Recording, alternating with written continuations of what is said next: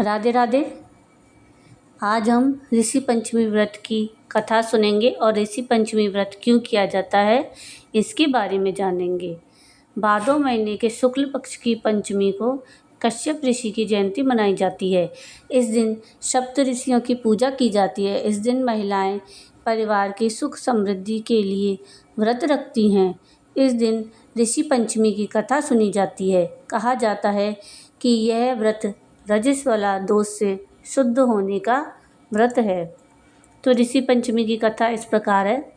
सतयुग में विदर्भ नगरी में शेनजित नामक राजा हुए।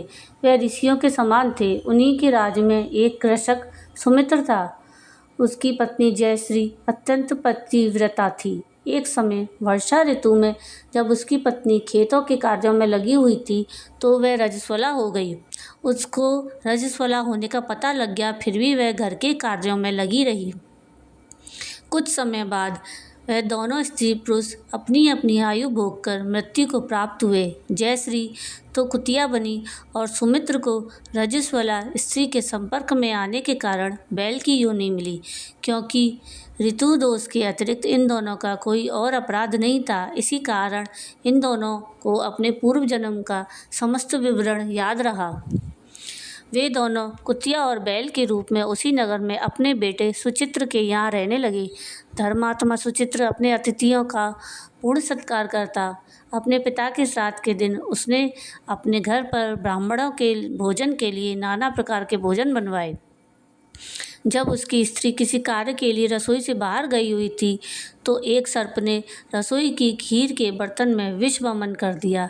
कुतिया के रूप में सुचित्र की मां सब कुछ यह देख रही थी। पुत्र की बहू के आने पर उसने पुत्र को ब्रह्म हत्या के पाप से बचाने के लिए उस बर्तन में मुंह डाल दिया।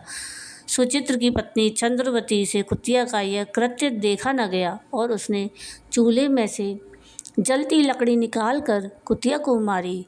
बेचारी कुतिया मार खाकर इधर उधर भागने लगी।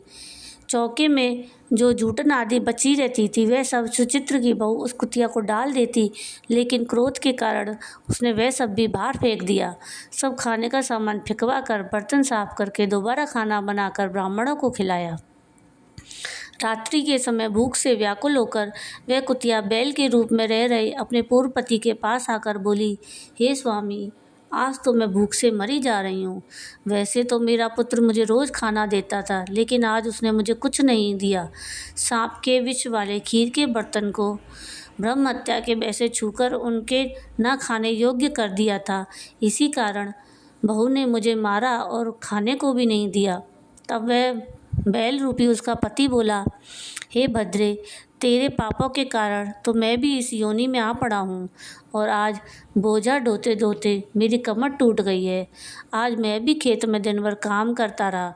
मेरे पुत्र ने आज मुझे भी भोजन नहीं दिया और मुझे भी बहुत मारा। मुझे इस प्रकार कष्ट देकर उसने इस श्राद्ध को निष्फल कर दिया। अपने माता पिता की इन बातों को सुचित्र सुन रहा था। उसने उसी समय दोनों को भरपेट भोजन कराया और फिर उनके दुख से दुखी होकर वन की ओर चला गया।